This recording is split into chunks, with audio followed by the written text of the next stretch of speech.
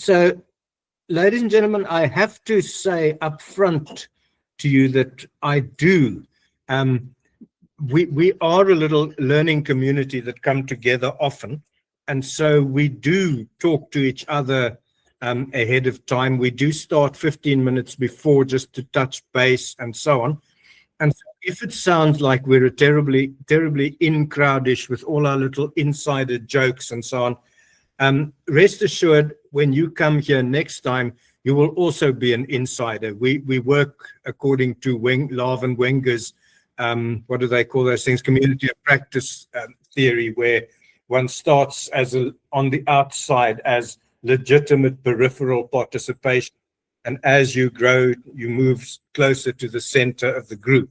And so that's what we're doing. I see a lot of hands applauding and so on, which is rather cool. I do like starting exactly on time, which is what we're going to do today. Right, we're ready to start. Let me turn on my camera. Oh, it's on already. Okay. So, good afternoon, ladies and gentlemen, and welcome to our long lunch. Oh, I love all these reactions flying up in the side. And welcome to our long lunch. And let me introduce you first of all to my co-host, and actually our hostess today, because we're actually working on Karen's Google meeting. So it's Karen's meeting that we're all visiting. Thank you very much, Karen. Karen has just shared with you the link with the program for what we're going to do today. And I'm going to start by showing you just a little recording of how I set up, how I made the introduction to what we're going to do today, and then we can go further. And so I was still wanting to introduce Karen. I've known Karen since about 2007 or earlier, when she attended one of my Learning Landscape or e-learning update conferences. At that stage, if I'm not mistaken, she was Mrs. Google Learning in South Africa. And no, I was still teaching. Oh, were you still teaching? And then you became Mrs. Google. But my goodness, yes. And she just knew all these things, which was just so great. And then she just came to all my conferences and was a speaker. And every year she had something new to tell us. And then she became Mrs. Google. And then she thought she ran out of, at least she felt that she was too happy and she needed to lose a bit of her happiness. So she asked me to supervise her doctorate, which we did. And so now she's a doctor. And so, and she works for herself, but she's still the absolute expert in what Google can show you. So, Karen, thank you very much, particularly when it came to this Google LM and all the Notebook LM and other stuff. I just had this awakening about a month ago. I've been working with all sorts of AI, but I've been avoiding Google Notebook LM and so on. I don't know why, and also Gemini. I sort of been avoiding that, and I don't know why. And then Igno, no, not Igno. Yes, Igno showed us what he was doing, and I was absolutely gobsmacked, and I started making movies and doing various things with Notebook LM. So I'm just going to show you how I put together what we're doing today.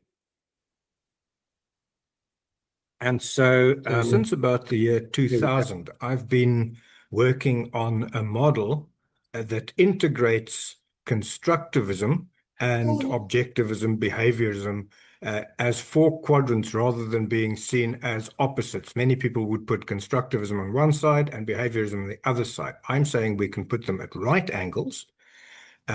And I have a model showing how we could then teach if you have no constructivism and no behaviorism. You're really in a chaotic environment, an immersed environment, which is where children start learning to walk, learning to talk. All that sort of stuff happens in this quadrant. On the other hand, if there is known knowledge that you want to tell somebody, then you just tell them. And that would be behaviorist. It would be direct instruction. Seymour Papert, on the other hand, talks about constructionism, where you would use a construction kit such as Lego or something, and people will construct things and learn in that construction. And then finally, I argue that a concert pianist, for instance, integrates both behavioral drill and practice, and also effective feeling, emotions, and also understanding, all of that. So it's high in constructivism, but it's also high in behaviorism. And so those are the 4 quadrants that I have. And I'm wanting to make a little movie, because what I want to say is that you could actually use AI in each of those 4 quadrants. And so what I've done is I've taken all my writing about this model and I've put that into NotebookLM. They're all in here. I then asked NotebookLM to write me a little conference paper about that model of mine, which it also did. I asked it to make me an infographic, I believe, about that. And here is what it did for me. So here is an infographic on those 4 quadrants of learning. There they are. And now I want it to make a little movie, but I'm going to take it one step at a time. So I'm going to paste in a prompt. The prompt says, please use figure 14 of the paper Paradigms Extended, how to integrate behaviorism, and this one here. And write me a 500-page, at least a 500-word document about integrating direct instruction and then mapping that onto the 4 quadrants, the type of work one can do, and then adding something about AI that can be used in each task. And so I'm just going to ask it to write that and see whether I agree with what it's written.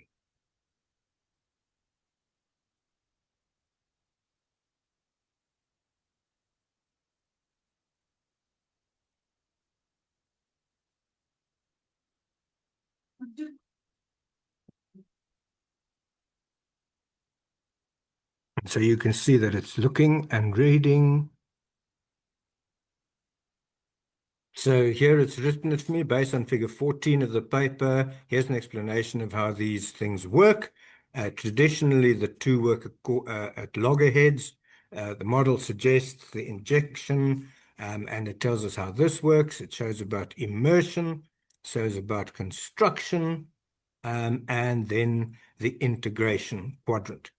And so we can now have a look at the learning curve that it puts in there.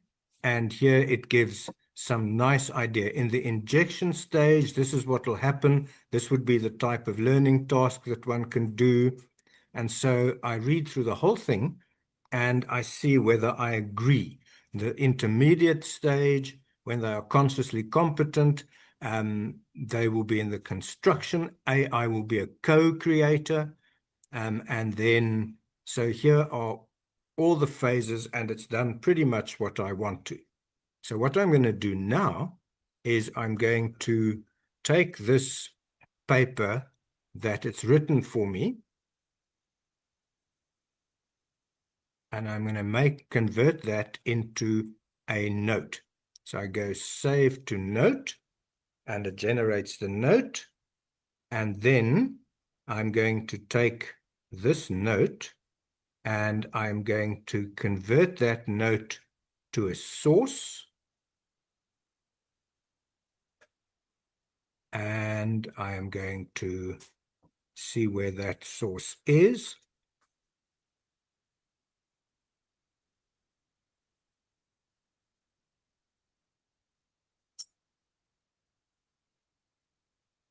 And now I'm going to go to video overview, and I'm not going to just click on generate it. I'm going to give it a very specific prompt here. And I want it to be a little 2-minute one. So I'm going to write there. And I'm going to do a custom visual style. And I'm going to say high-tech African sophisticated. And I'm going to go here. And I'm going to take this copy. And I'm going to say, use this web cite style as a reference. And then I'm going to say, please make a short video based on the source. And I'm going to name the source quickly.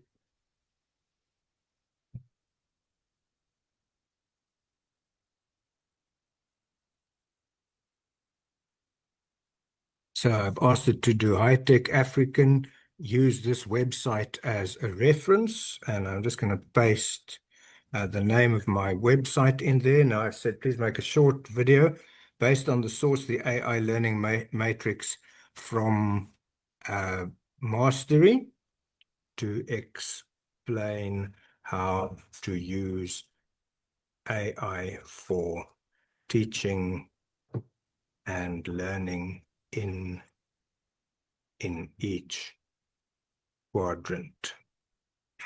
And I'm just going to ask it to generate.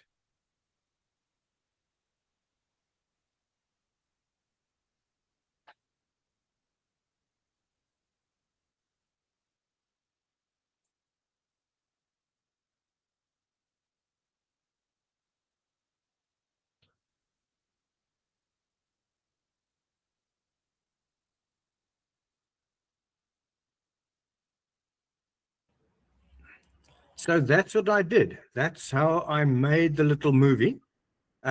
So just to let you know already, the tool I used was the LM. I uploaded, well, you saw what I did. What I'm going to do now is I'm actually going to share my screen again, and I'll little movie. Karen and I looked at it, we previewed it, and we found that it was good. So am I at, okay. So I'm quickly going to play you the movie that I made, and it took me, and you saw, it took me 7 minutes from scratch to actually final movie. So I'm going to share this screen again, and I'm going to share the audio output, and it's a little 2.5-minute video clip that I'm just going to, not 2.5, exactly clip that I'm sharing with you. So I just can't get the play button. Let's tackle the big question. How can we actually use AI effectively in education? AI is everywhere, especially the classroom. So, is it a tool for learning or just for cheating? Well, the answer isn't so black and white. It's about matching the AI task to the student's skill level. This gives us 4 key learning zones: injection, immersion, construction, and integration. Let's explore them. So, we're going to follow a learner's journey clockwise through this matrix, starting right at the beginning. First up, we're in the injection quadrant. This is all about direct instruction for total beginners. Yeah, think of this as square one. The learner is brand new and just needs the core concepts. So here, AI is kind of like a personal tutor. It helps break down big ideas into simple chunks. Okay, once you've got the basics, it's time for immersion. This is where you get to jump in. With that foundation, the learner gets to explore all the messy, real-world stuff about the topic. And here, AI helps make sense of the chaos. It shows you connections and helps find those aha moments. All right, now for a big shift. We're moving into construction, where it's all about actually making things. At this point, the learner knows what they're doing. They switch from just consuming to actually producing. Here, AI becomes a building partner. It does the heavy lifting, so the student can focus on creativity. And finally, we hit the last quadrant, integration. This is where real mastery happens. The expert here, they're blending all their knowledge with creative problem solving almost without thinking. And AI's role changes again. Now it's a sparring partner, helping to challenge and refine their work. So, the key takeaway is this. AI's role has to evolve right alongside the learner's own skills. This changes the conversation, right? It's not about banning AI. It's about designing learning with it.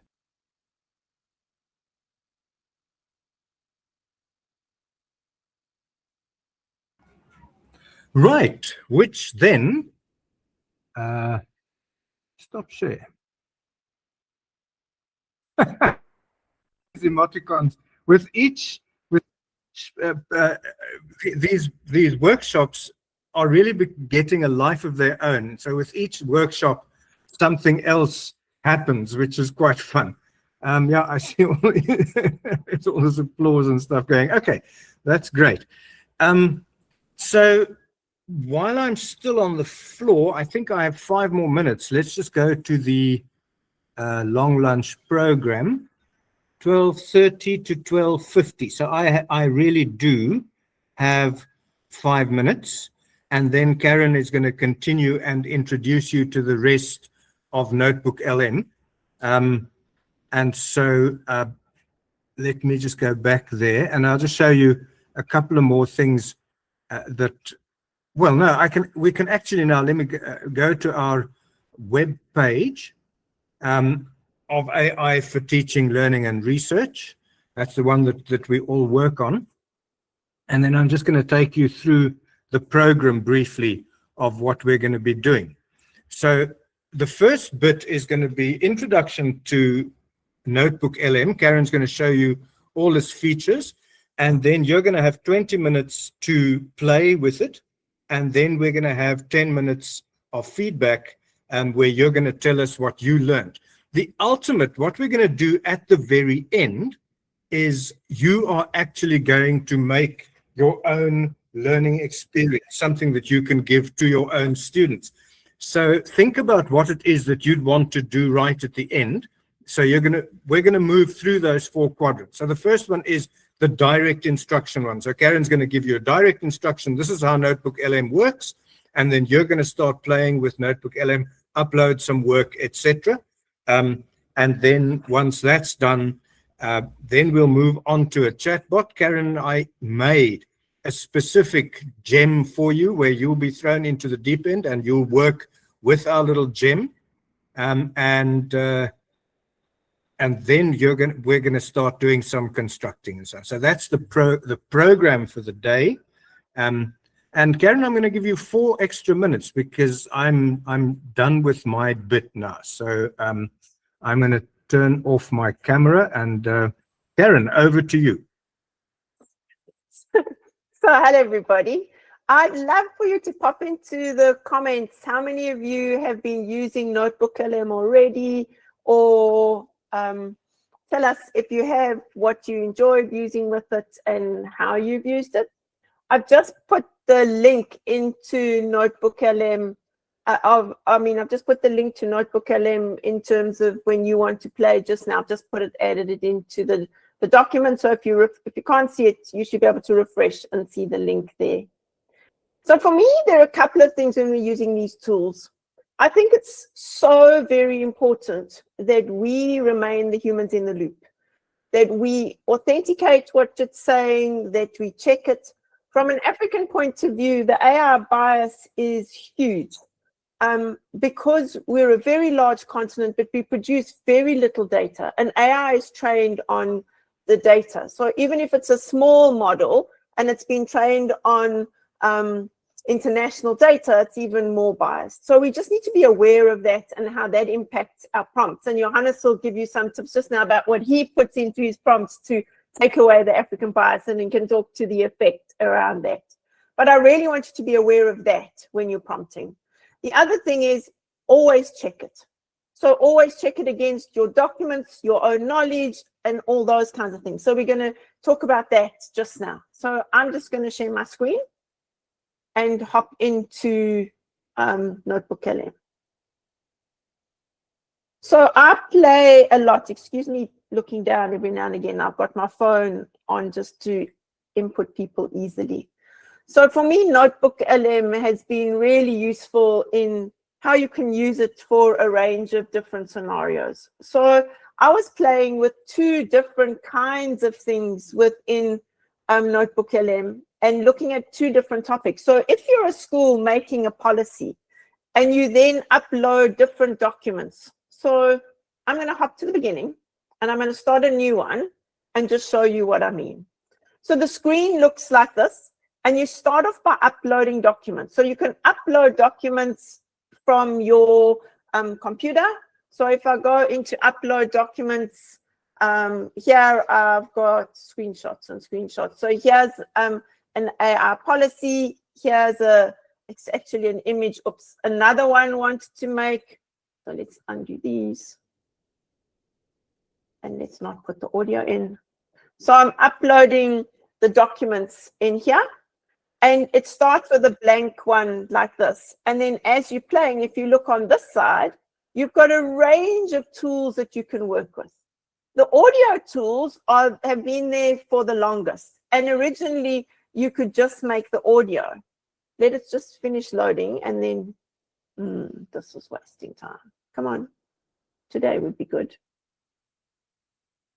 I'm going to go back to another one. So you'll see it then just makes them and calls them untitled until you add the title. So this one is, again, looking at the school's policy. So if you do audio, you can now see that instead of being gray, they're all colored. That means that your files are up there and it's now got something to pull your information from. So if we go into audio, don't just click in the middle, because what it does then is it just starts generating it without a prompt. And that goes for all of these tools. So where there's a little pencil, click on that and you can now start, sorry, letting these in. You can then prompt it to what you want. So you can have a deep dive or a brief or a critique or a debate. And what this is it's a voice. Unfortunately, it is American, but here you can go in and you can prompt it to write what you want and it creates an audio file. The videos are the same, but what you can choose here, it gives you options of different genres. It can be an explainer video or a brief video. I don't think it's got any African languages in here, but maybe I'm wrong. I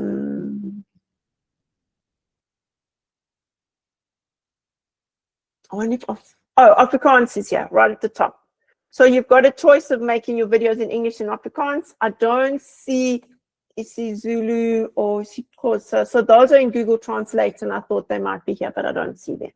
So you don't have to have them in English, and then you choose the type of style that you want, and then you add your description in, pulling from your content, reminding them that you are South African or that you want an African scenario, and because then the whole video and things change. Once you're happy with that, you click generate. The flashcards for me, sometimes I like, sometimes I don't like. The mind maps are also really cool. It generates mind maps with all the content that you've got in your document. You can see that there isn't a pencil, and the reports also don't have a pencil, and I haven't actually played with reports yet. The quizzes, you can say what kind of quiz you want, so there's a pencil. The infographics for me have been really useful, and the data tables when you're wanting to look at that. So you can see that there are a range of outputs that I've got over here that I've explored. It then saves them and it puts them at the bottom over here. For me, the interesting thing when we're looking at these types of tools is saying, how do we make them relevant to what we're doing, and how do we apply the different things that we've done? Oops, this one is one that I haven't put any resources into. Let me just check this one. So for me, it's saying, where do you want to start and how do you want to play? You can also see that you can add a range of different documents and then begin having discussions with it. So just like you can in Gemini, one of the other tools, you can ignore all of the studio things and you can be having discussions around it in terms of verifying and things like that. Oh, I don't know why we're having trouble commenting.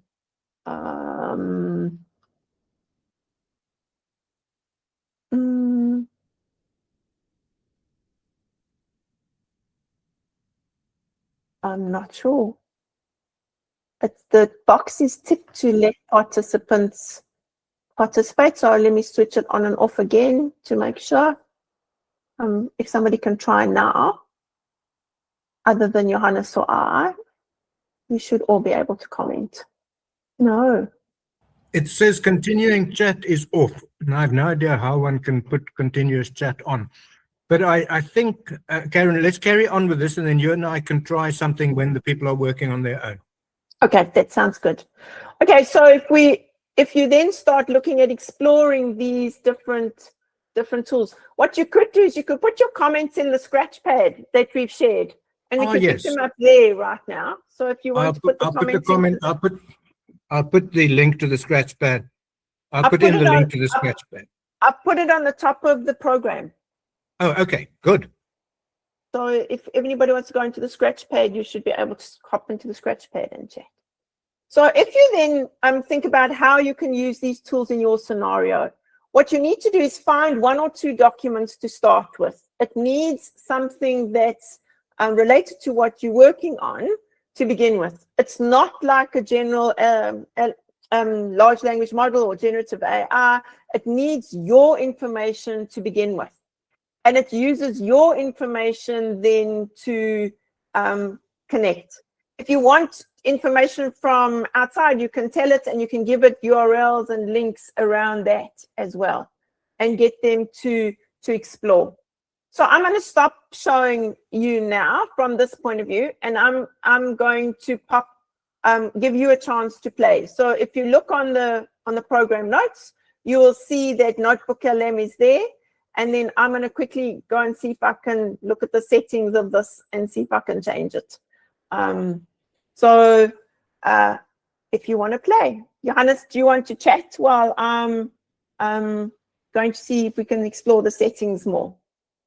Right, everybody. So it's your turn to play. And I just want to quickly just get hold of the program so that I can see when you must stop playing. And then we'll have a little bit of feedback and find out what we learned in the process. So according to the program, it is now, so we will meet again at 13:20. So we're going to give you until 13:20 to play with all the features of NotebookLM. And Karen just did suggest that I tell you a little bit about my my style of prompting. And you'll notice when I made my movie, I said, please use a sophisticated African, and I usually use high tech as well, because invariably, if you simply say African, you're going to have some racist idea of what Africa is. So I always add something to make it a little bit less. So yeah, that is it.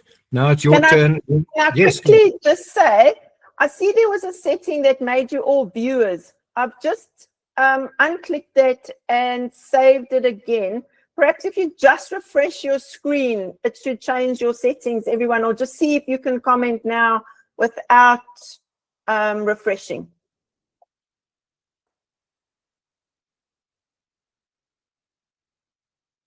So, still can't.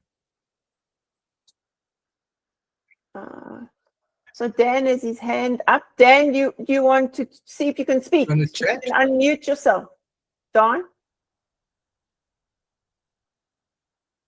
It doesn't seem that they can unmute themselves either. This is why we've got all the silence. Okay, we're going to go to the scratch pad. I will share my screen and put the scratch pad on there so that we can see what we're saying.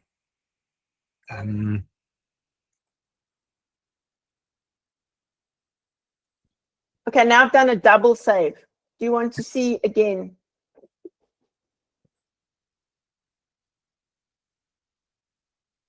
Sorry, everyone.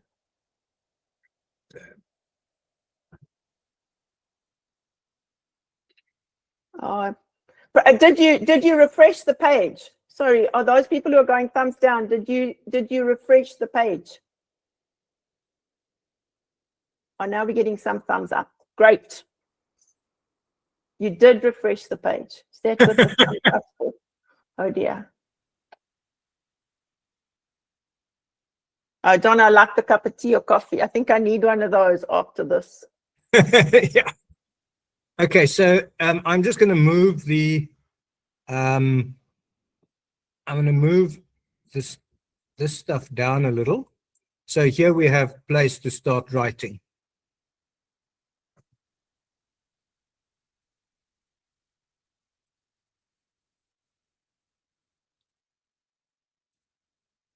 All right, so I'm going to share my screen.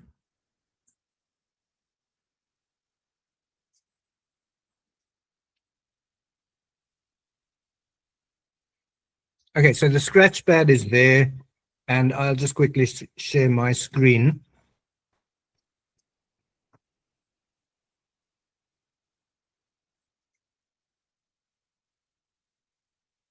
So any comments that you have, oh, I see, people are putting it to the bottom now.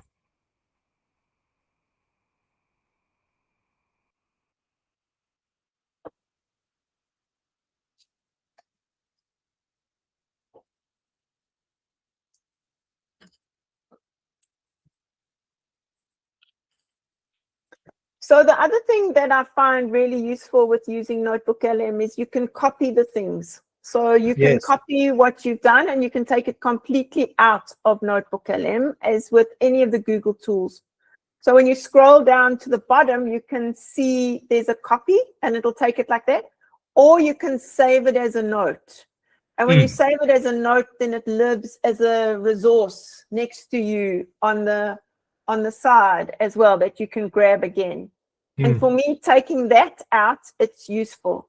The other thing that you can do is you can ask it to format according to referencing. So you can give it a referencing style and it'll actually put it in. And because otherwise what it does is it just puts the numbers and then you've got to click on the number and it tells you where it found the reference that it's talking about. And when I do that, I ask it to put in the reference, the name, the date, and the page number of it, so that you then can easily find what it's talking about when it's doing the thing. So think about that in terms of making sure that it does the referencing for you and gets the information that you want within that space. So here you can see on this one how it's actually referenced them and it's put in where it's from, the year, and whether there's a date or not. And then you can see it's added the page numbers. So that helps a little bit in terms of getting the information and being able to verify it more easily when you're doing the double check that the information's accurate. So for people who came in, late, what we're doing at the moment is we're playing with NotebookLM to make something interesting for ourselves, just so that we get to know it. I see here Nozuka says you use it for course you facilitate. So the idea is just for you to get used to Notebook. Fatima, you will enjoy the next exercise that we're doing, because I actually made a very specific bot gem. I did that yesterday. I'll show you how I did that. I made a very specific gem that is designed to help people decide on their research aims and so on. And you're going to play with that gem. Some of you are going to play with that one, and the rest of you will play with Karen's one that she made, and we'll see. So yeah, this NotebookLM to analyze academic papers and summarize many papers is absolutely brilliant. And that's something that we're also going to do later. Nozuko says you want a step-by-step introduction of what to do. And Sarah says, I need to help me with that. I've played with the infographic tool. You have limited credits. Okay, so if you have limit, I actually bought myself the professional version this time. And of course, I've got probably 7 or 8 Gmail accounts anyway. So if I run out of credits with one, then I go to the other one.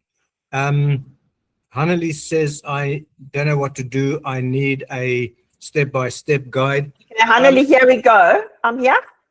So Hanneli, I'm assuming you've clicked on NotebookLM. So when it starts, if I just go to... Okay, I think you'll have to share now, Karen. You'll have to share your screen am I again. not sharing? Okay, I'm sharing. So I'm stop presenting. Okay. there we go. So, but what I'm going to do is I'm just going to go to a Google. So you go to Google and you type in Google NotebookLM or just NotebookLM, or click on the link. And then when you open it, it looks a bit weird. Oh, it's not taking me there today. It takes you to this page where it says try NotebookLM. So then you click on that and this will all be blank and there'll be a create a new notebook. So you click on create a new notebook, and here it begins by giving you your options. So you can add web links. So if you've got websites and things that you want, so say for example, here I've got the South African National Artificial Intelligence Framework Policy. So I could click on that and I could copy the link and I could go to NotebookLM and I could add the link. I could paste the link, or I could go in. Once you've added one, the sources now moves to here. So you can click on here, and again, you can upload from your computer. So here you can see, say for example, I want this SACE document. So I'm going to click that. So that's adding as another source, or you can click from your Google Drive. So if I click on this, it opens up my Google Drive, and say for example, I want to add a document. So I'm adding the the Organization of African Unity's Continental AI Strategy. And so it creates all of these documents for you. It then gives you a description of what you've uploaded, and it starts saying, these are the questions I could answer straight away. So what you could do, if you like one of those questions, you could copy that and you could paste it into the chat, and you could say something like, yes, please, and see what kind of response it gives. And it will then start creating your answer. So you'll see here, it's analyzing what you're doing, and it's then looking at the comments and the things within that space. Then what you could also do is then go through the ones that we've said just now. Say, for example, you wanted to help you create a lesson plan or an activity, or you wanted to analyze the documents. Go to your Word document, take the information that you want. So write your prompt offline over there and see how you can actually now create it. Praise, do you want to pop your question into the scratch pad so we can see why you've got a negative thumbs down? And then look at it in terms of how you can actually use it. So you would create your prompt and you would paste it in over here. So now if I'm thinking about the tools that you're using and wanting to use it, so say, for example, you've now thought about how you're going to use them and where you're going to use them. You then put that answer or that comment into your prompt. You then get it to generate that. And then, as I said earlier, you can now take the information from there and take this and copy it back into your Word document and compare it to your prompt and say, has it actually addressed it? I often find that in the clutter of these tools, we can't analyze them properly. If we see a mistake, we can't type in these spaces. So I'm not showing that tab. When you finish making this, you can then see, maybe that's why the thumbs were down. Sorry, everyone. Thanks for telling us. You scroll down and you copy it over here, and you'll see that it's copied there. I like to take the information out and put it into another document, because then the clutter of all the things around you is away, and you can then read through the content and you can actually decide what you want to use and what you don't want to use, and you can edit it, because you can't actually edit it in the screen where it's created. And then if you wanted to reference, you could ask it to retype the response and add citations, use name, date, and page. And you'll see now what it does is it actually then takes your material and it recreates it for you. You can also ask it to make a whole reference list of the documents that you've got in it. You can ask it to tell it what kind of format, if you want Harvard or APA or whatever it is, it'll make that kind of reference list for you. You can also ask it to go and find the URLs, and it'll hop onto the web and find, if they're international documents, it'll find the URLs for you and put them into the document for you. So you can see how it's now changed it and put the referencing and the citation in the points. So now when you want to take it easily, you can. So now you can go in and you can copy this and you can paste it. And then you've got all of these tools on the side, which you can use as interactive workspaces. So you've got the audio files that it makes about either a specific page or article. You can, if you're wanting to only work on one document at a time, you can untick over here, and you could say you only want to work on this document and create a response just for that document and get your response around that, and then check, did it only look at this document or did it pull in other information? Or you can get it to look at all the documents. So this tick box also is really useful when you're trying to find information just about one box at a time. So if there are other questions, we can go in and have a look, but I hope you are playing. And I hope that, I think it was Stefano who asked, I hope that gave you more ideas on how you can actually engage and use the tool. Karen, I see somebody at the very top of the Scratchpad is a whole list of permissions that you may be able to toggle on. I've tried from my side, but I can't get in there. Yeah, I've gone in and I've looked at all of them. Oh, so I see. Okay. I'll look at it again. I'll go back again, and I've saved it, but I don't know if it's because the call's running that it's not changing it. So I do apologize, everybody. If you want to put the link, and we can try and share the link. So no, NotebookLM, we won't share easily to share links. But if you want to describe what you're doing or take screenshots, that would be cool. If you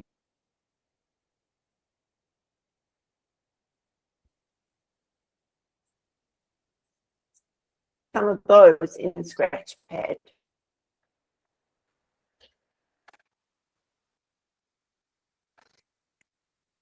Yeah. I think we're too many to move us to a new meeting. We're nearly 300 people. So I think that'll just be crazy. Yeah, sorry. Yeah, that's probably what happened. Good gracious, 300 of us. Wow. Yeah, 257. Wow. Yeah. This is the biggest one that I've actually hosted. I get to about 100 and something. What we could do, I could quickly start a WhatsApp group and we could chat in there, but I think this is working well enough. The Scratchpad, let's not have too many, let's not make it too confusing.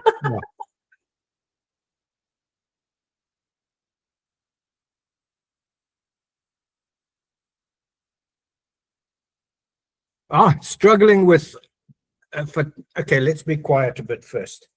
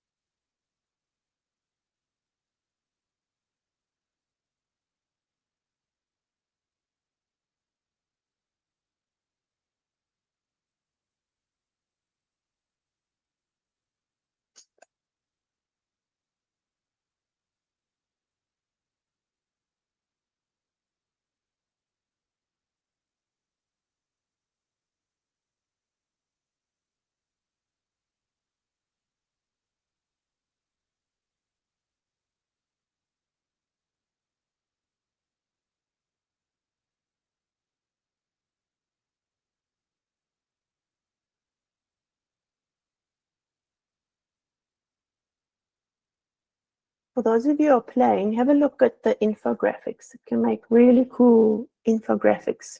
Describe what you want and tell it what to look at. This was one that I generated for today about school AI policies.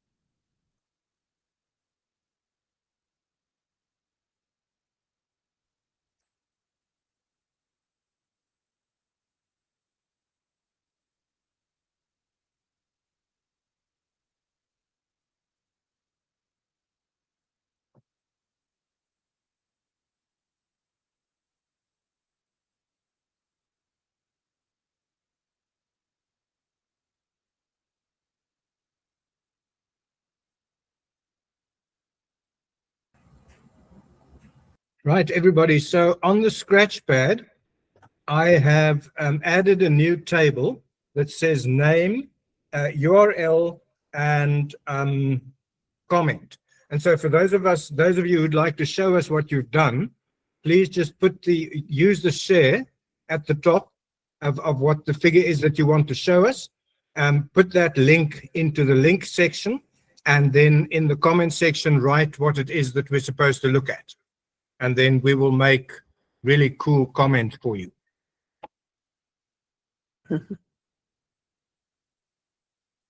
So I'm going back to the scratch pad.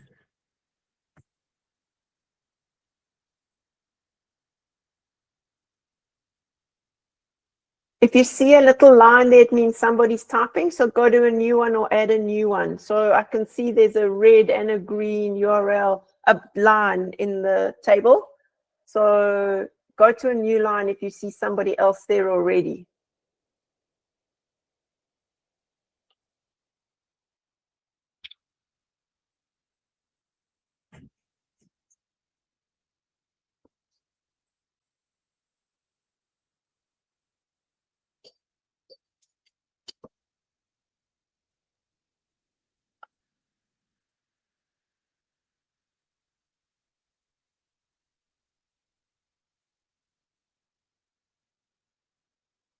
Okay, we now have an awful amount of lines there.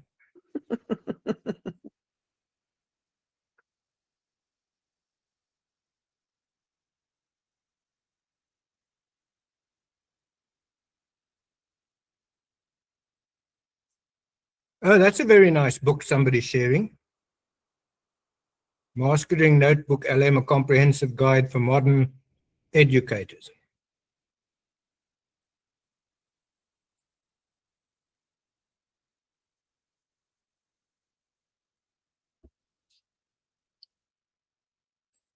Okay, so Evan is putting in what he's doing, but I'm not seeing your URL yet. Where did you see the book you were talking about, Johannes? Right at the very bottom of the scratch pad. Ah. That's at the very bottom. Yeah. Okay, so here is one that we can go and have a look at. Angie has shared something.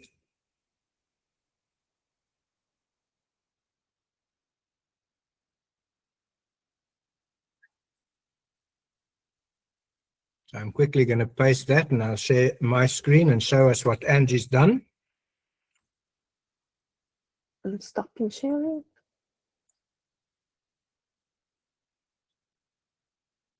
Angie, you have to give us access.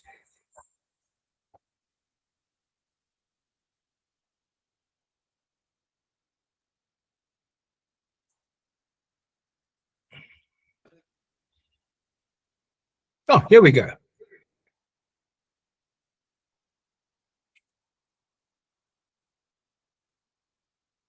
But we're not seeing anything.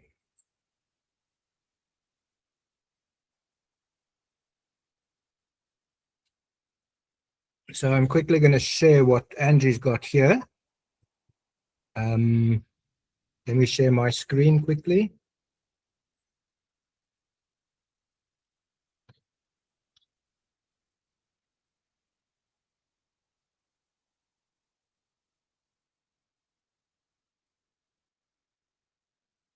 So Angie uploaded one thing and she's got the summary, but I'm not seeing that you've made anything yet, Angie.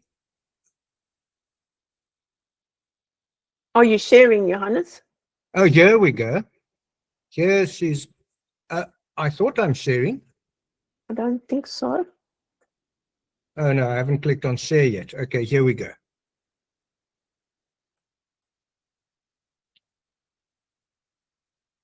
So I've got the second one, generations flashcards.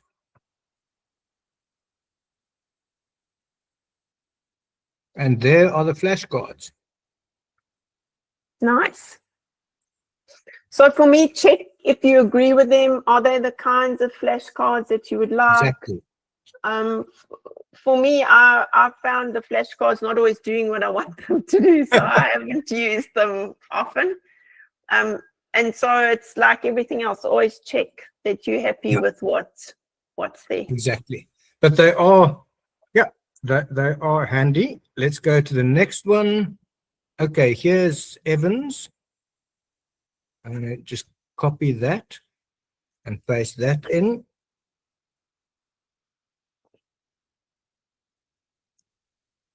So there's Evans.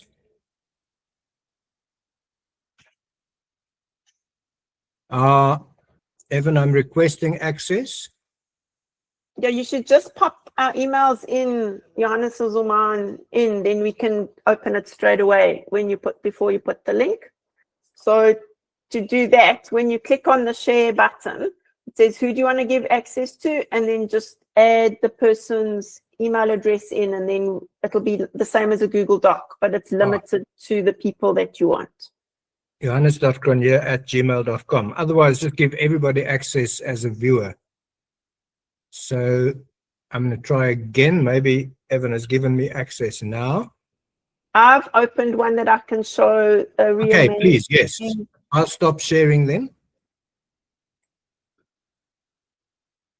Oh, well, here I am now on Evans, mastering OBS Studio, essential. Oh, sorry, wait, I'll stop. Wait, let me stop sharing. And there he's got OBS for Examen Toetsing, which is a slideshow. Let's have a look. Oh, it's a movie. So you also chose Afrikaans. That's very cool. Yeah. So not an English one. Okay, it's taking time for the movie to come in.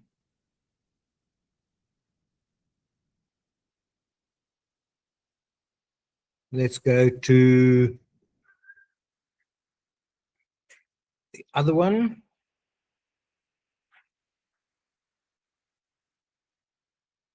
Here's a slideshow. No, it's not showing it to me. Oh, there are lots of comments in the Q&A at the top. So if you look at the top of the Google Meet chat, right on the top, right. Sorry. Yes. I think there's a circle with a question mark. There are comments in there.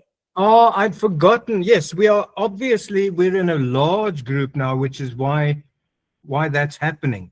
So okay, so that's cool. Now we know. Karen, can you show yours? Yeah. I've just got to look again whose it is, but it's really brilliant. So you've made an infographic, or asked it reimagining South Africa's generations, new localized model, and that's really great. I just want to see whose it was. So, it's Yvonne's. So Yvonne, this is really, really cool in terms of an infographic. So thanks for sharing. Anybody else? There's one from Corinne. Sorry, yeah. So he's got more than one infographic, and he's got flashcards. So if you want to see these flashcards too, Can you see how they're always so similar? And Yeah. Yeah. And then you've got another info. What's this one? I think it's that one we looked at. And then here you've got a map. Don't know what the map ended up looking like.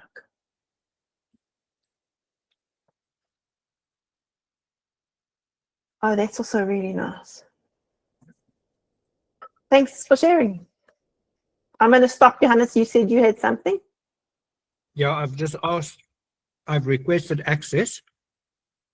So let's see.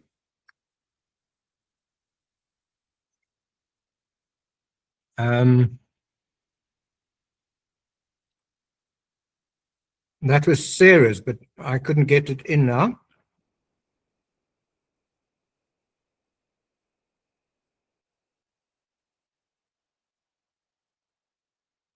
Okay, so I'm going to go on with the next. We're now moving from the direct instruction, making direct instruction. We're moving into the, let's throw you into the deep end a bit. Karen, I'll start looking for the QA thing in a while, but I'm going to share my screen again and show you how I made my grow model and the 4 pursuits and so on. So let me share my screen, share screen, and I'm going to take the risk and share my entire screen because there's so much stuff that I want to show that I'm going to run through the tabs. So I'm sharing. Yeah, so this is my NotebookLM screen, but I want to start with specifically showing you the basis on which this whole thing is built. So that I'm going to go to my own site. And then on my own site, I'm going to go to my academic writing workshop. And then in the academic writing workshop, I'm going to run down to the Finding Your Purpose with Grow. And I'll put a link for that in the chat for you.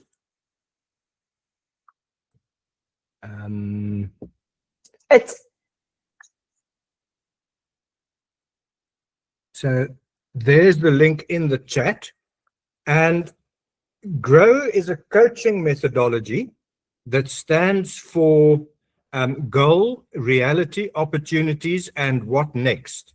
And this is what I use when I start my students off with their master's or doctoral studies, so that they can know why they're doing it. What very often happens, a student says, I'm going to do a survey. And then the whole thing, we get ethics clearance, we get the proposal approved, all that.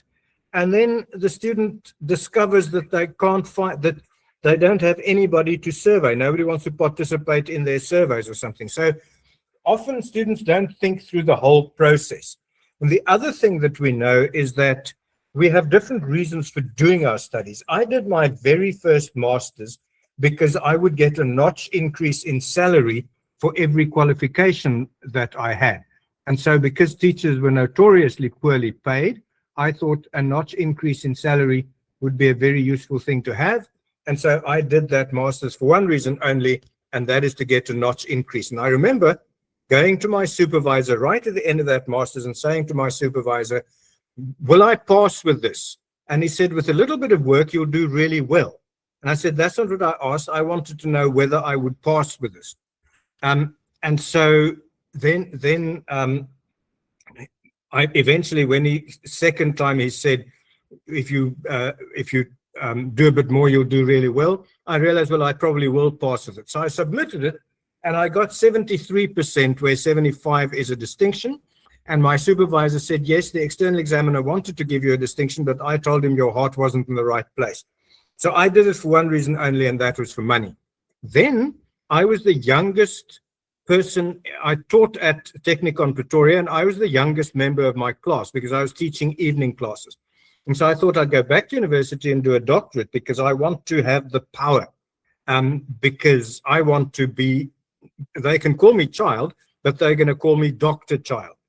And then later on, I wanted a promotion, and my boss said, a doctorate in Afrikaans, you've got no new knowledge, nothing that's worth. So I went back to university to do a master's degree again. And this time I wanted it for knowledge. And I did a master's degree in computer-based education. It was the first one in the country. And I really measured my success in terms of what I knew. And that's the only degree I ever got cum laude, because the aim was I wanted that knowledge. And now I'm doing things just for good. So those are the 4 goals that we have.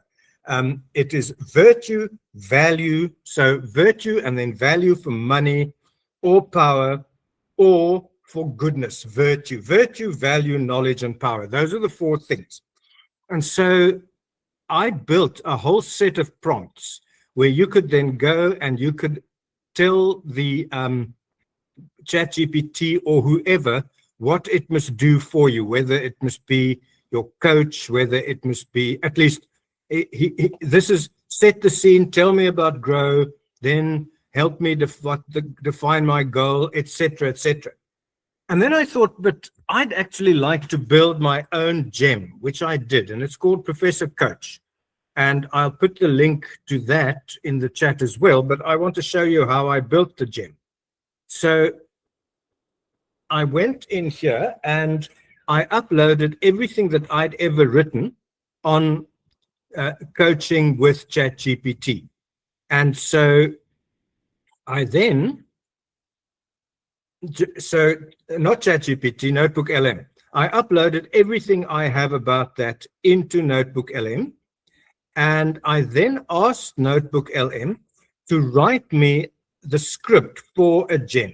Please help me to develop a gem that will act as a coach and take people through the whole grow process. The gem should act as a coach and only proceed with, and so it wrote me the gem, and I put it in, and it was an absolute disaster. It simulated the discussion, and it gave a printout of what this discussion was. So it was absolutely disastrous. It did not do what I wanted to. So then I said, actually, no, why don't you act as my coach? So I asked it to generate again, it didn't work. So then I said, the gem is not doing what it should. It simply hallucinates a coaching report. It must start with an answer. Can we run a dummy session so that you can see what I want? And then it said, based on sources provided, blah, blah, blah. And then it says, I am here to help you navigate your research journey using the GROW method combined with the 4 pursuits of human find knowledge, power, virtue, and value. To get us started, I need to understand the context of your work. What is the goal of your study? Please tell me. I'm writing a proposal for a PhD study. That's a significant undertaking, it says, and it asks me about the goal, and it asks me about knowledge. And so it carries on, and we do this whole thing. There it asks me to write my problem statement, tells me the reality, and then every so often it runs too far. Then I say to it, please ask me one question at a time. And then it asked me about the resources. And when that was all done, I then said, oh, there again, it asked me more than one question. Then I say again, please, could we take these questions one at a time? And then we have a long conversation, this whole long conversation. And then finally, I'm still having this conversation, and then I say to it, thank you. Now that you have done exactly what I want the gem to do, how do you suggest I go forward in designing a gem? It says to do a gem, you must move beyond a simple prompt and build a structured application using the specific logic found in your sources based on Coach GPT findings, which blah, blah, the system. So here, in the gem builder, under instructions, paste the following script. Gives me this whole script. And then it says for the gem to work, you need to upload these files into the gem builder, into the file section of the gem builder. So then I built that in. And then it gave me various alignments. And then it actually built me the gem. And so we're now going to go to the gem. And I will take you through how we worked with the gem.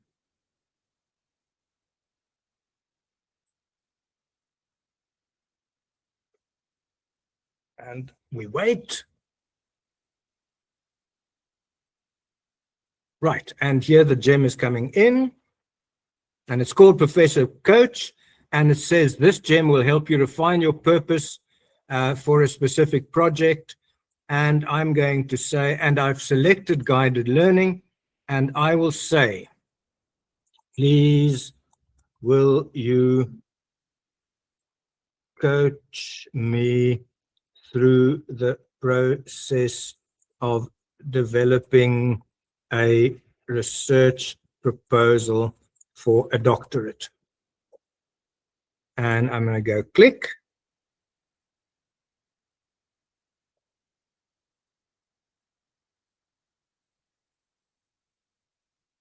And it says, hello, I am the coach.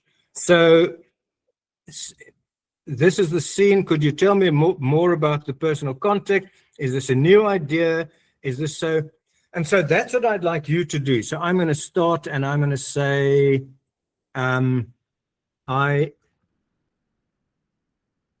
this is an extension of a previous idea. I want to integrate AI in teaching and learning. The problem is that I lack focus. And I'm just going to enter. And then it's probably going to ask me,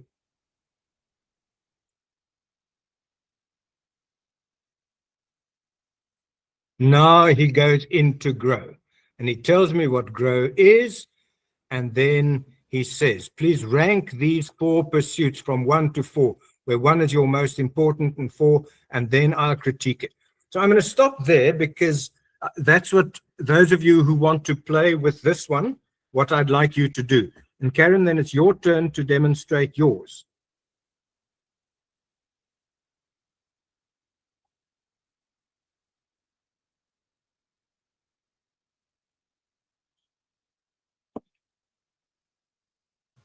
So I'm talking, but I'm muted, sorry.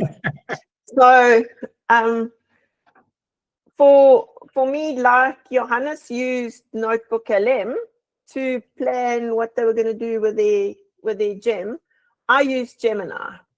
So I started off by saying, I want to make this one. I want to make activities looking at ethics, and could it help? So it gave me a whole lot that I could use NotebookLM, I could create a gem. It also gave me word activities. And then I had a discussion around that. So I added a range of documents, and then I selected the challenge version that it's selected here as a co-authoring your digital future. And so to create that, I also then put all of this stuff into NotebookLM. So I was working in NotebookLM and Gemini at the same time to produce different resources and to explore. So we then go on to a discussion around that. And then I say, okay, I've got to go down to where I want. I then said, okay, now let's create the gem. So it then, have I passed it? To help with the school gem, provide the context. So it starts giving me ideas around that. But have I passed the gem description? Yes. Creating your gem, it says this is your role as an African school ethics advisor. It then goes on to explain that. And then after this discussion, I decide, no, I don't actually want to do that. So I then go on to change the idea, and we end up with, you can see the whole discussion, that we end up with what the gem could be in terms of configuration. And I end up with a discussion around how the gem is actually going to be an advisor from that point of view and grabbing that information.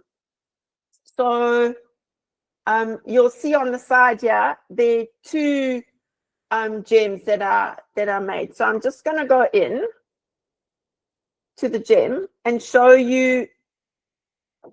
I'm going to go into editing the gem. and show you from there. So you'll see that when you open up a blank gem, it then, the last thing I always put in is the name. So start with your description and get the information. So where Johannes showed you those detailed prompts, that's the kind of thing. So you can see the whole framework that, oh, share this tab, thank you. So let me go back and show you.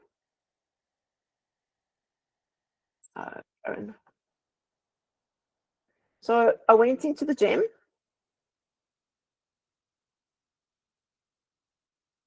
And then to edit your gem, even when you've made it, you go here to edit your gem. And you'll see you now back in editing mode. I always do the name last. Under instructions is where you paste all the stuff like Johannes described.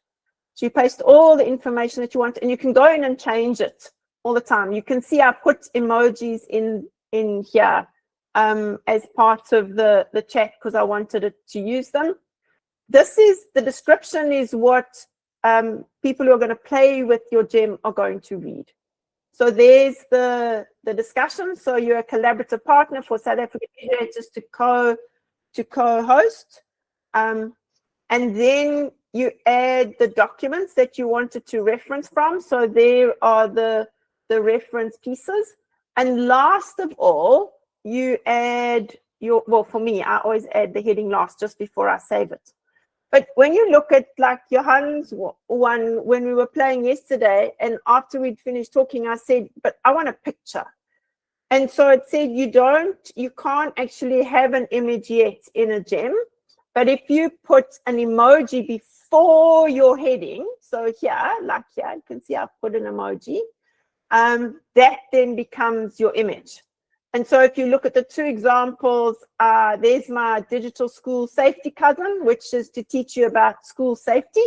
And then also the Ubuntu AI policy co-author is there. So that's how you make it. Then when you finish saving, you can then share your gem with everybody.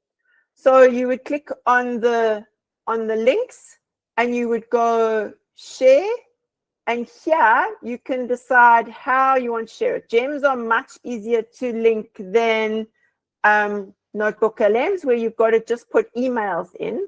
So here you can choose whether you want it restricted, or if you just want it for your organization, or if you want anybody with the link. Or you can also at the top, if I click on this again, or at the top, you can also, where the little box is, if you just want your students in your class to do it and access it to nobody else, you could grab your class list of emails and you could paste them in there. Then only those students would be able to use it, and not other students or other people that want access to it.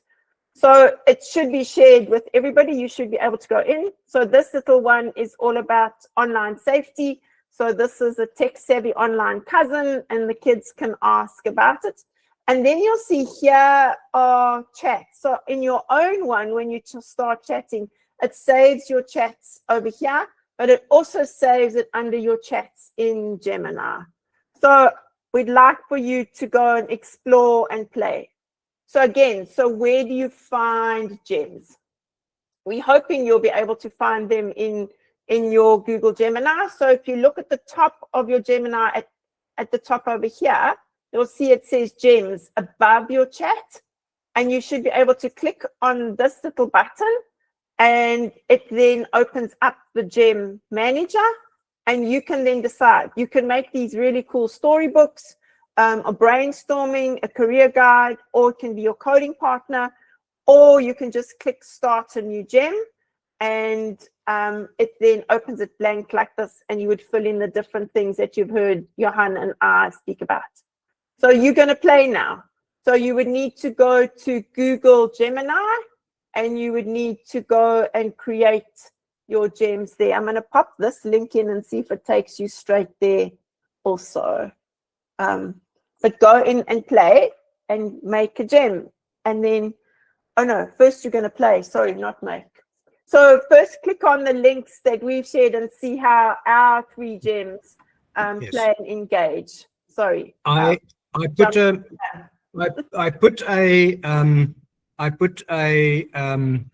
link to mine in the my one is at the very top of the scratch pad. So you can just copy it from there.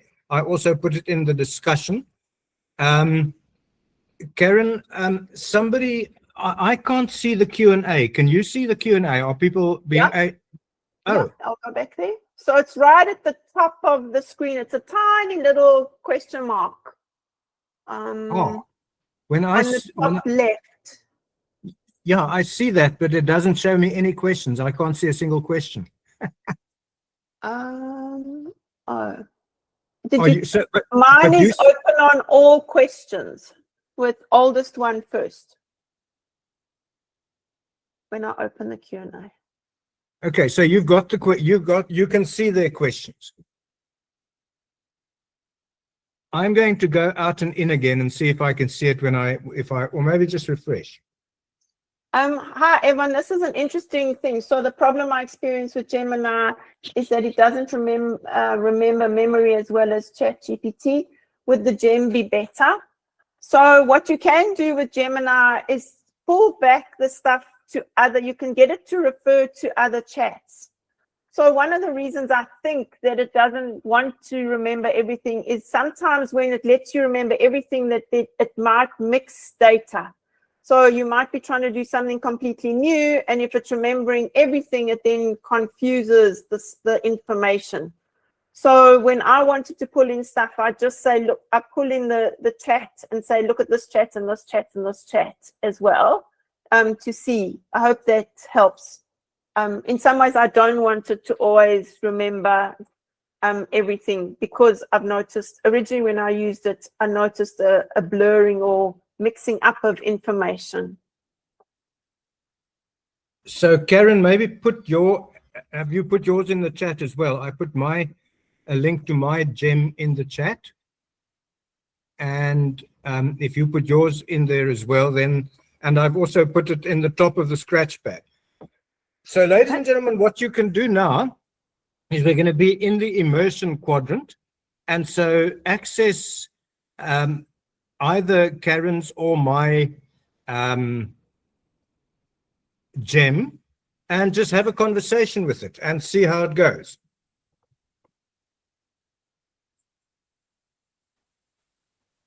Oh, there Karen's put her link in. And now so somebody's... That was the online safety one, and this one's the policy one. Somebody just deleted mine on the... Okay, I'll grab it again. No, it's all right. I did. I put it in there on the scratch pad. So, ladies and gentlemen, if you need to comment, you can do the question mark. Hit on the question mark and put in questions, which Karen can see and I can't. Sorry. It's funny. It tells me a new question was posted, view all 11 questions. And when I click on that, and I say show questions, it doesn't show me questions. Oh, that's weird. So here we go. Now I can see questions. The comments are working at the bottom also. Oh, are the comments working now? I don't know. That's the comment. Could you provide us with the recording link? So the recording for this will be on Prof's website after this. The moment we get the link, I'll put it on and I'll email you that it's there.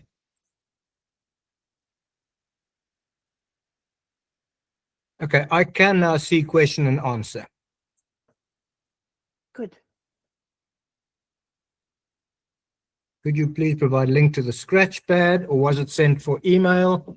I'll pop it again. I'll grab it. Okay.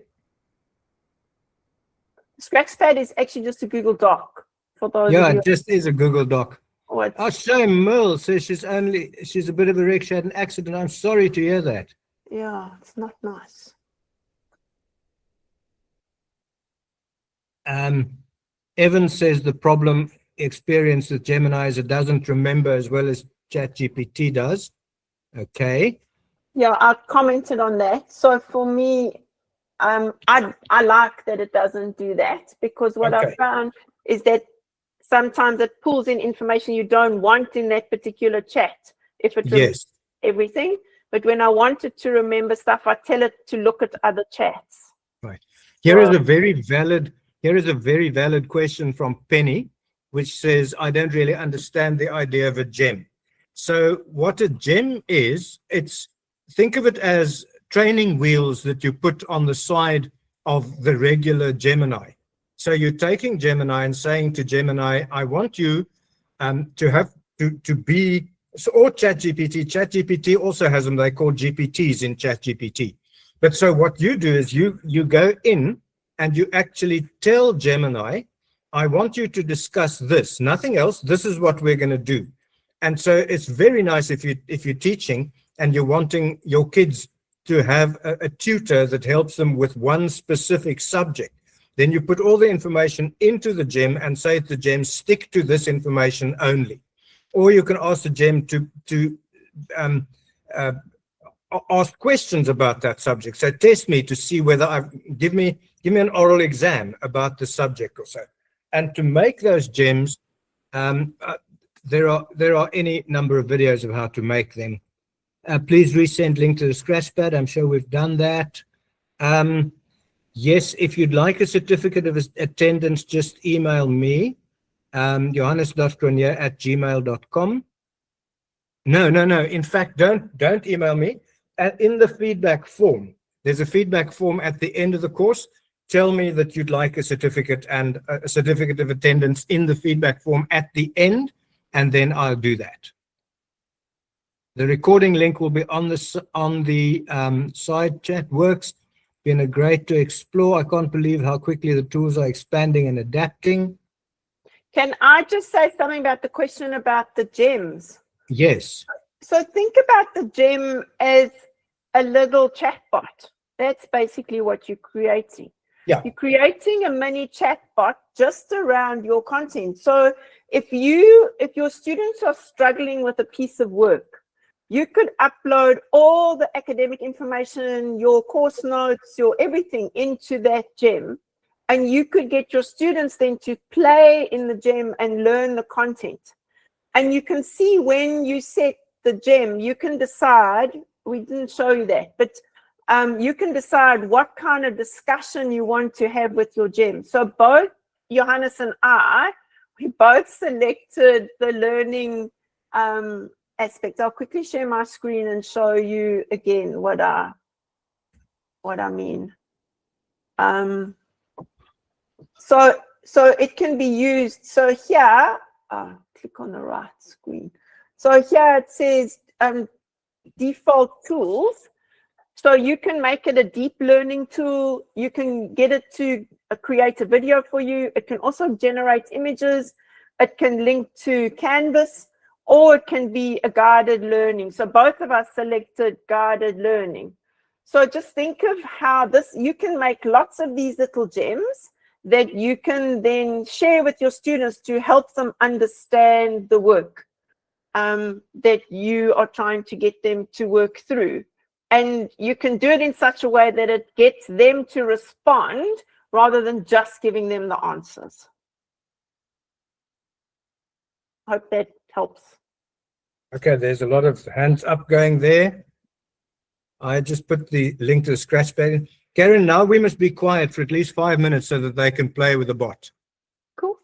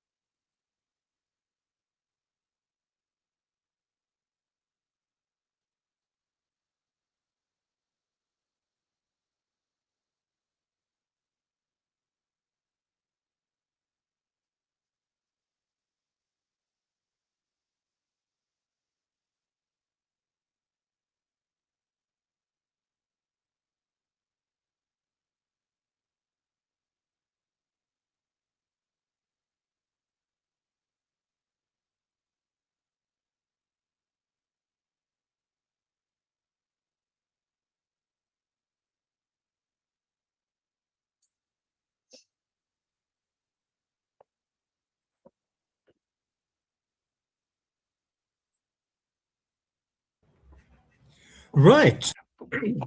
Ladies and gentlemen, I want to continue with the last exercise, and I'll show you what I've done so far. And then Karen is going to tell me what I should do further.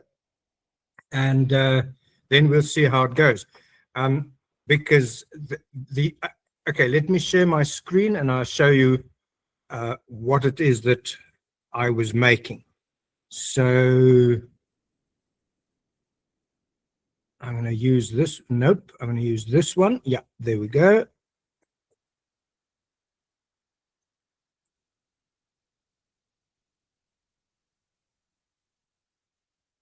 So what I did here was I opened a notebook and I'm going to call it AI. Oops. AI in higher education. And so all I did here is I said, please find me the top 20 Scopus Index academic papers about issues related to AI in higher education. It then didn't listen to me. It found me 10. And here it tells these are the top 10 papers that it found. And it made me a little summary of those papers. And so what I'm going to do now is I'm going to go on the data table and I'm going to say to it, please create a table with the following headings and content. And then I'm going to say full APA citation, including DOI, semicolon, abstract, semicolon, key findings, semicolon, recommendations for further research. And then I'm going to ask it to generate the table.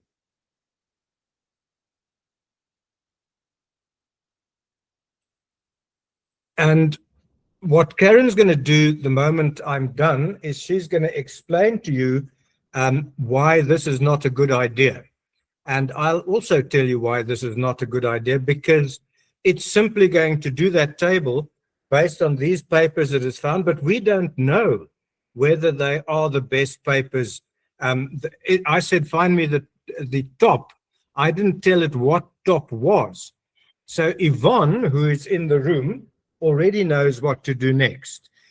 We will ask it to add 2 more columns to that table. The one will be the H index of the author, and the other one will be the journal ranking of the journal in which it was. And so here we have the table. Let's put it there.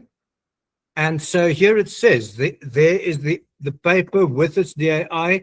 This review synthesizes research published between January 23 and March on the integration of ChatGPT. It was a PRISMA one. It looked at 20 empirical studies, key benefits, and further research at longitudinal impacts. Now, I can see just from everything here, it's in a good journal. It's very recent. It follows the PRISMA guidelines. So I can see this is a good one. And then if I click there, it'll take me to the source. Scoping study of reviews in Eurasia, the Journal of Mathematics, Science and Technology Education. And it's a scoping study. It's a scoping study. It's not a PRISMA study. Gives the benefits.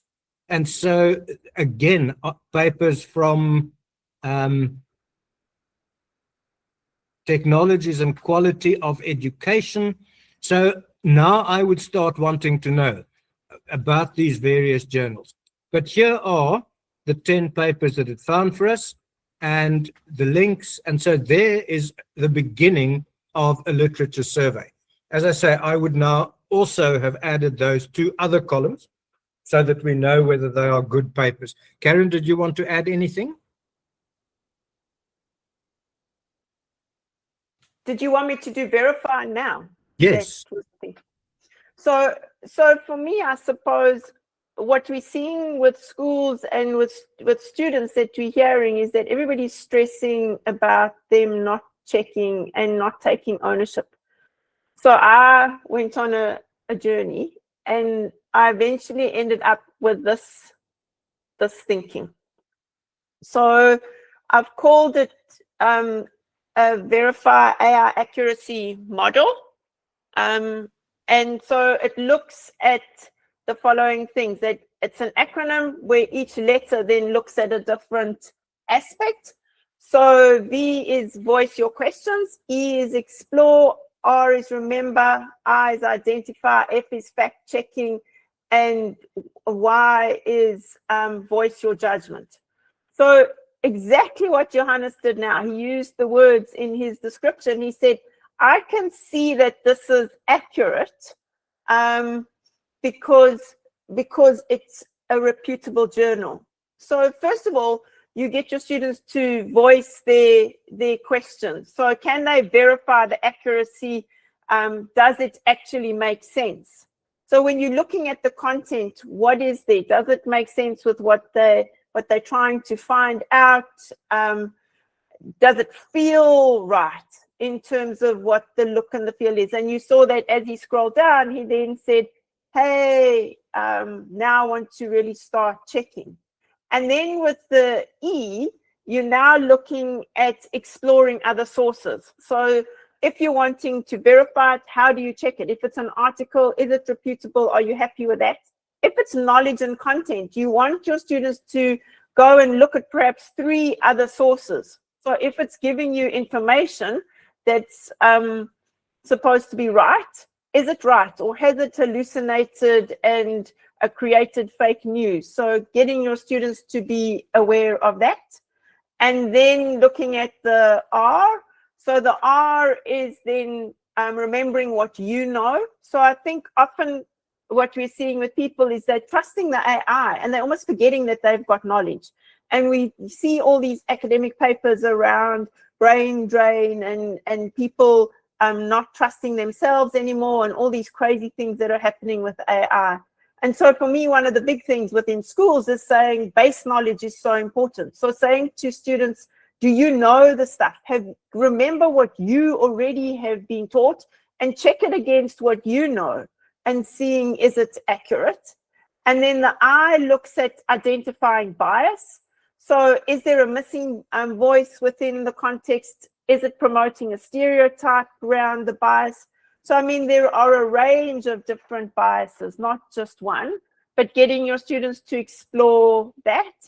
And then looking at fact checking in specific details. So like Johannes said, okay, now I'm going to go and see this, where he scrolled down and he said, look at this article. I don't know if I know it, this journal. And now I need to really go and check. So not necessarily checking all of it. You've done a whole lot of work already, but now honing on things that really you feel uncomfortable about. And then for me, I think that we've really got to teach the students again is about our input and judgment matters. We make the final decision as a people, not the AI, remembering that AI is just a tool. So I wrote this as a little blog. It's a little course that you could use or see. You can see I played with NotebookLM to create it. I got NotebookLM to make all the videos. I didn't talk in any of the videos. I created prompts for all the different videos. But for me, it was saying, how do we help children particularly in terms of getting them to verify facts and not just trust them?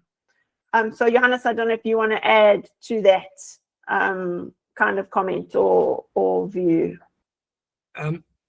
Yeah, that's what I wanted to show them, and it also is a good idea. What Yvonne did was to use more than one AI. In other words, don't stick to Google only.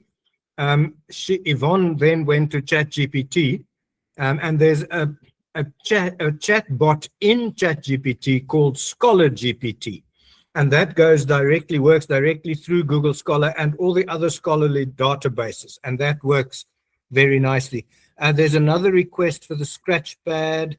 If you scroll back, I'm sure you'll find it. Oh, there's Mario. says, thanks. Recording link we'll get. I'm just running through to see if there are more questions. The Scratchpad is there. I'm running down to see what there are. Right. So, ladies and gentlemen, okay, Karen has just given a link there, and I put in a link in the chat, but I might just put it in here as well in the Q&A. I'll just put a link to the feedback form.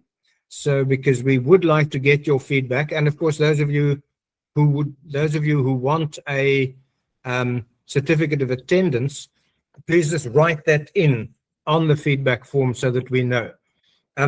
So take 10 minutes and do what you've really liked best so far, and then show us that. Put the link on the Scratchpad and say, this is what I've made, or something to that effect. What I can also do is we can go outside of Google. There's no reason why we should. Make us a screenshot and put it in Padlet. So I'm going to go for Padlet, and I'll just give you the Padlet.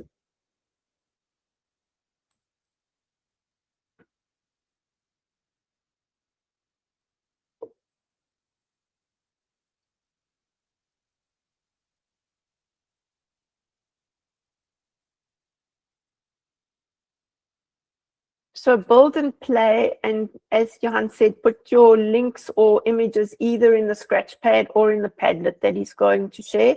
So we'd love for you to play some more. So I have a Padlet. It's called Workshop Projects. Good gracious, it is so full. I'm going to delete things now. Here's the link to the Padlet. I'll put that in the chat.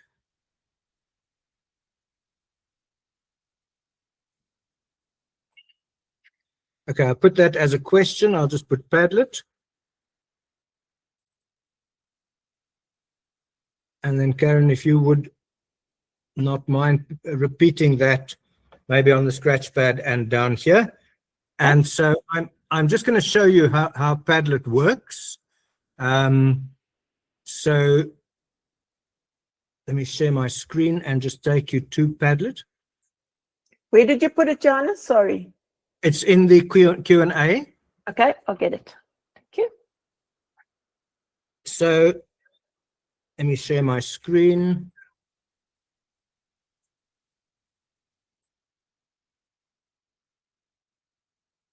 So this is what Padlet looks like.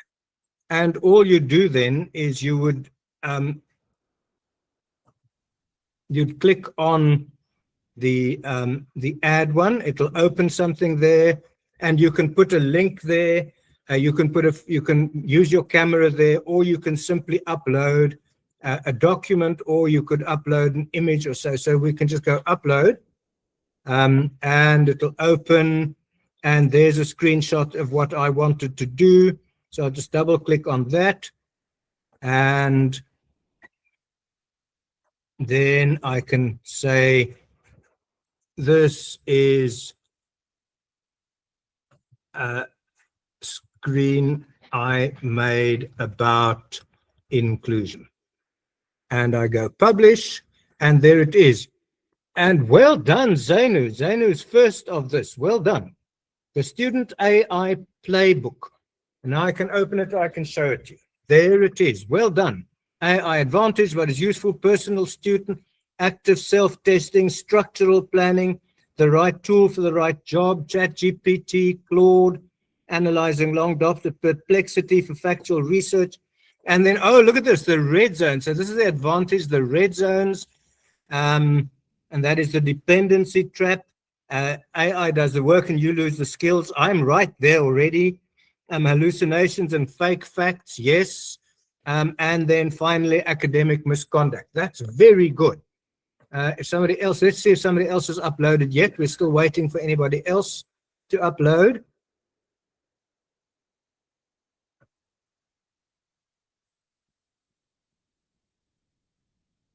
Meanwhile, I'll delete old ones.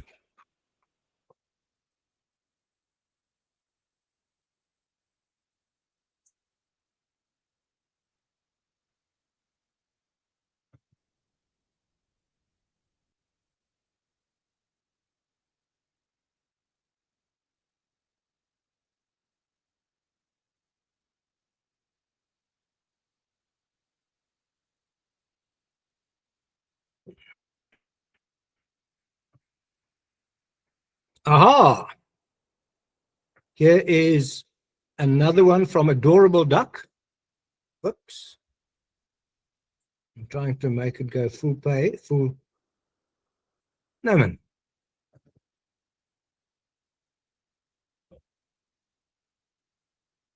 Is this a link that you made?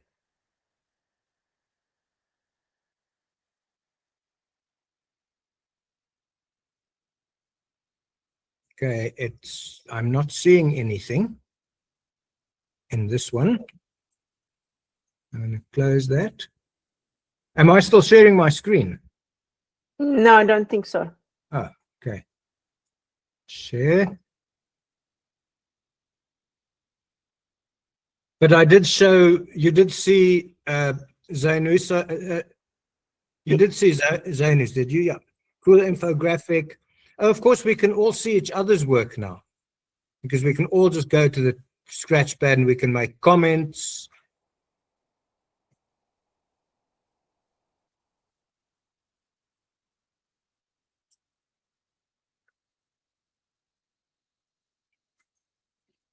Not Scratchpad, Padlet. Anybody else wanting to upload something to Padlet?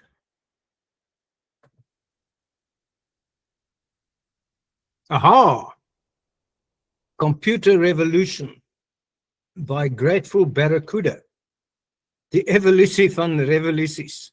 Hierdie oorsig vergelyk mooi Hollandse IE, huidige transformasie van die opkomende fase, 4de industriële revolusie, 5de industriële revolusie, integrasie van.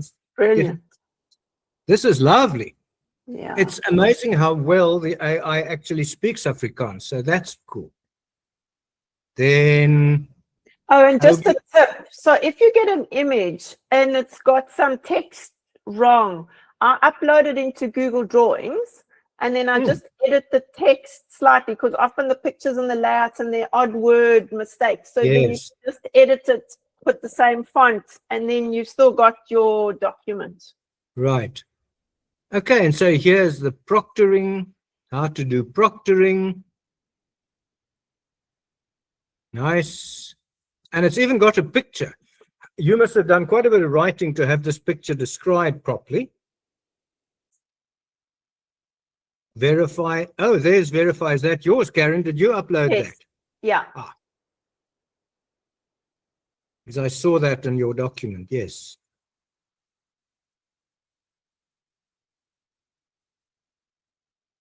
So you showed us your. You need to give us access, Karen. Oh, here it is. No, this is mine. So I'm going to go back to Padlet.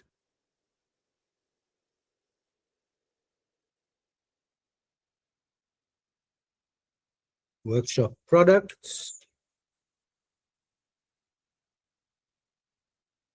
Anybody else with a workshop product they want to upload? So then I'm going to stop sharing.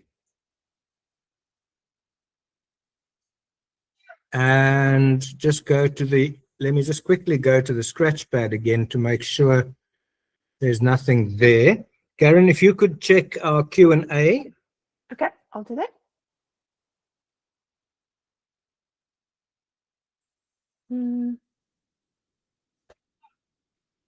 Feedback link not live, Johannes. Karen saying. Oh. I don't quite understand. Feedback link. No, oh, my feedback link not working. Yeah. Well, did you switch it off to, or I don't know. Let me just, can you click on it and see? Yeah, I'm doing it. No, it opens. I'll share the link again. Okay, please.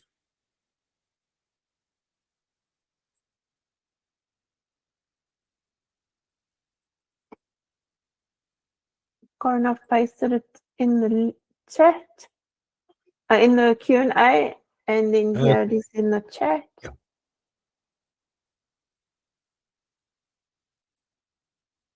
The one that says forms. So Google Forms is the feedback form.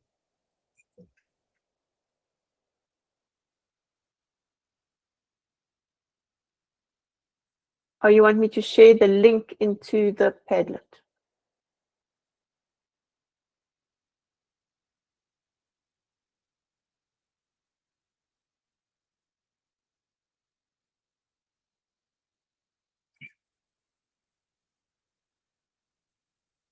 Wow, we're getting lots of feedback. This is brilliant. Thank you so much, guys.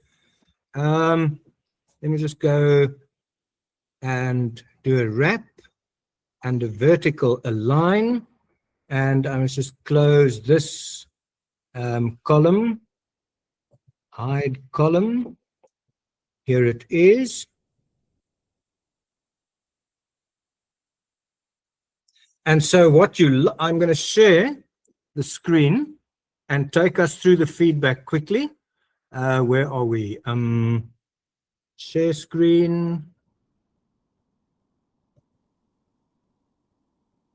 Share just the tab. Here we go.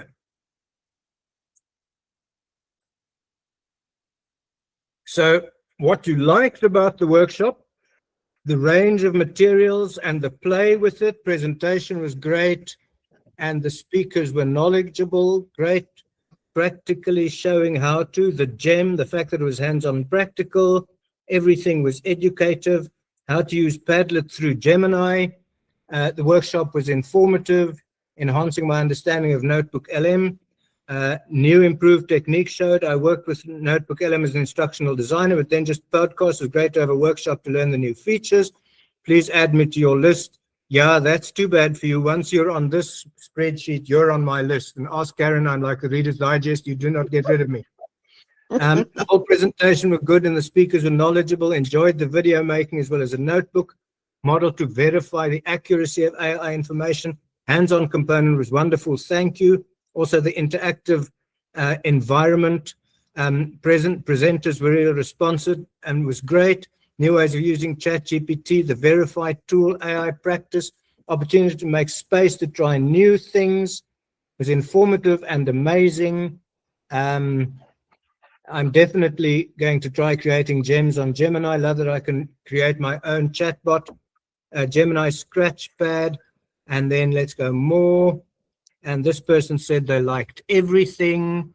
And now I can't get to make this, enjoy the playing around and NotebookLM. So that's what you liked. Then suggestions of how we can improve the workshop. Starting here.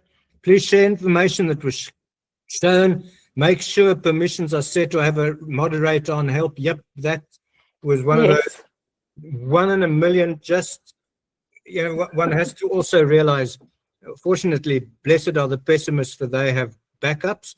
More time to learn how to do a gem. Slow instructions. Oh, slow instructions repetition. Network was bad. I'm sorry about that. Maybe have a blackboard with topics being discussed and students can add comments to topics. Work more creative than the Scratchpad. Yep. But thank you. You guys did great despite the technical. Certificate of attendance. I'll do that. Perhaps broken down in separate workshops on each of the, a lot to remember. Well, yes. The small commercial break.